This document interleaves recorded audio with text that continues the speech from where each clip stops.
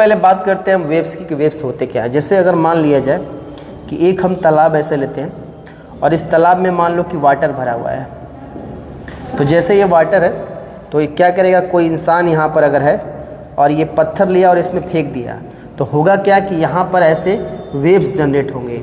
अब मान लो waves generate हो गए तो मान लो तुमने यहाँ पर एक बोतल रखा हुआ है इस पर, तो अब ये बोतल भी क्या करेगा, हिलेगा। तो अगर इसका डेफिनेशन को समझा जाए तो कह रहा है कि waves are carrier of energy, मतलब वेव्स यहाँ से एनर्जी लेकर गया होगा तभी ये बोतल क्या होगा, मूवमेंट किया होगा। फिर दे ट्रांसफर द एनर्जी, पहले यहाँ पर था और इसने एनर्जी किसको ट्रांसफ़र कर दिया, इस बोतल को, तो बोतल जिसकी वजह से क्या हुआ, मूवमेंट करने लगा।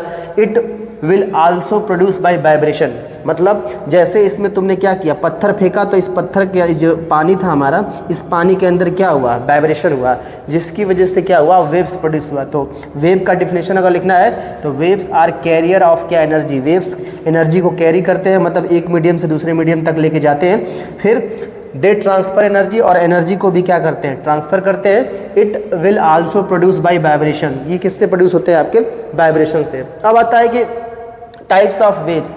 जो टाइप्स ऑफ वेव्स होते हैं वो बेसिकली आपके 3 टाइप्स के होते हैं। पहला अगर बात किया जाए तो आपके पास मैकेनिकल वेव्स है। देखो मैकेनिकल वेव्स क्या होते हैं, रिक्वायर मीडियम फॉर प्रोपगेशन, मतलब मैकेनिकल वेव्स वो वेव्स होते हैं जिनको मीडियम की आवश्यकता होती है। मीडियम मतलब जैसे पानी की आवश्यकता होगी, एयर की आवश्यकता होगी, लिक्विड की आवश्यकता होगी, मतलब उनको मीडियम चाहिए। अगर मीडियम होगा तभी होंगे। लेकिन इसके अनुसार भी ये 2 टाइप्स के होते हैं, एक होता है लॉन्गिट्यूडनल वेव्स और दूसरा होता है आपका ट्रांसवर्स वेव्स। मतलब मैकेनिकल वेव्स वे वेव्स होते हैं जिनको मीडियम की आवश्यकता होती है प्रोपगेट करने के लिए। ये 2 टाइप्स के होते हैं, एक लॉन्गिट्यूडनल वेव्स और एक आपका ट्रांसवर्स वेव। आगे चल के पता करेंगे कि लॉन्गिट्यूडनल वेव्स क्या होते हैं और ट्रांसवर्स वेव क्या होते हैं।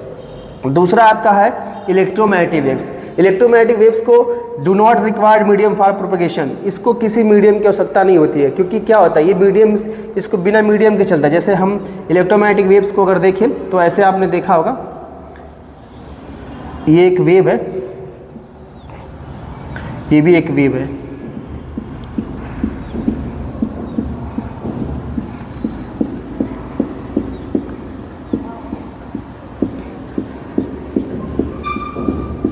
देखिए direction of propagation of wave है, direction of propagation of wave है। इसमें इलेक्ट्रोमैग्नेटिक, ये आपका इलेक्ट्रिक फील्ड है और ये आपका मैग्नेटिक फील्ड है। तो ऐसे करके वेव्स प्रोड्यूस होते हैं। तो उसमें कहता है कि इलेक्ट्रोमैग्नेटिक वेव्स क्या होते हैं, जब आपका इलेक्ट्रिक फील्ड और मैग्नेटिक फील्ड के साथ दोनों का कंबाइंड करके एक वेव्स बनता है, उसे बोलते हैं हम लोग इलेक्ट्रोमैग्नेटिक वेव्स। लेकिन इतना आपको नहीं पढ़ना है क्लास 11th में। तो इसमें बोलता है इलेक्ट्रोमैग्नेटिक वेव्स के अंदर में do not required medium for propagation, मतलब इसके अंदर किसी मीडियम की आवश्यकता नहीं होती। ये आसमान, खुले आसमान में भी ट्रेवल कर सकते हैं, ये कहीं पर भी ट्रेवल कर सकता है।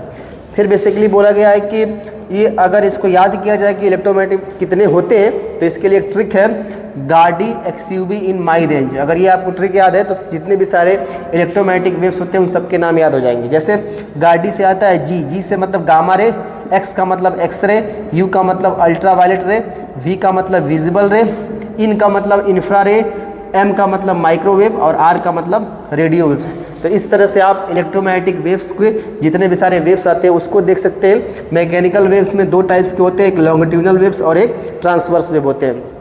थर्ड केस आता है मैटर वेव्स। क्या होता है मैटर वेव्स, बेसिकली आपको देखा होता है कि किसी मैटर के अंदर प्रेजेंट होता है। जैसे इस मैटर वेव को सबसे पहले समझा था डी ब्रोगली ने, जहाँ पर डेफिनेशन दिया था लैम्डा इक्वल टू एच अपान में पी। अब लैम्डा बराबर एच अपान में पी था और हमको पता है एच बराबर एम इंटू वी भी हो सकता है, क्योंकि पी बराबर क्या होता है, M into V, mass into velocity. तो अब देखो होता क्या कि जो मैटर हमारे पास जो एच है, उस एच की वैल्यू होती है 6.25 इंटू 10 की पावर -34 होती है। तो अब सोचो मास को बहुत बड़ा होना पड़ेगा।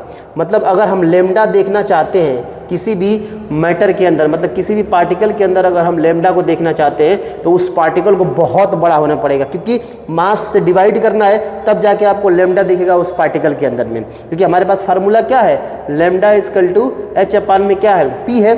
तो इसका मतलब अगर यहाँ पर एच अपान में आ गया है कि अगर कहें कि एच अपान में क्या आ गया, एम इंटू वी आ गया है, तो अब h की वैल्यू है 6.25 इंटू 10 की पावर कितना -34 है। तो इसका मतलब इस मास की वैल्यू कुछ मिलेगी, बहुत ज़्यादा बड़ी होगी, इसको डिवाइड कर पाएगा तब ना लैम्डा दिखेगा। इसका मतलब बहुत बड़ा अगर मास होगा तभी आपको लैम्डा देखने को मिलता है। तो मैटर वेव्स कहाँ देखने को मिलते हैं? लैम्डा जो देखने को मिलता है, बहुत बड़े बड़े पत्थर अगर आपको देखने को मिलेंगे, अब उसमें क्या होगा, इसको ये ख़त्म कर पाए 6.25 इंटू 10 की पावर -34 को अगर वो निगलेक्ट कर पाएगा तभी आपको लैम्डा देखने को मिला। तो जितने भी सारे मैटर का मतलब क्या होता है, ये जो मैटर है इसके अंदर क्या होता है, सॉलिड होगा, इसके अंदर लिक्विड होगा, इसके अंदर, और इसके अंदर क्या होगा, गैस होगा। इन सब जगह पे आपको क्या देखने को मिल सकता है, मैटर वेव्स देखने को मिल सकता है। क्योंकि मैटर सॉलिड के अंदर भी बहुत सारे मैटर्स आते हैं, लिक्विड के अंदर भी बहुत सारे पार्टिकल्स होंगे, और गैस के अंदर भी क्या होंगे, बहुत सारे पार्टिकल्स होंगे। ठीक है।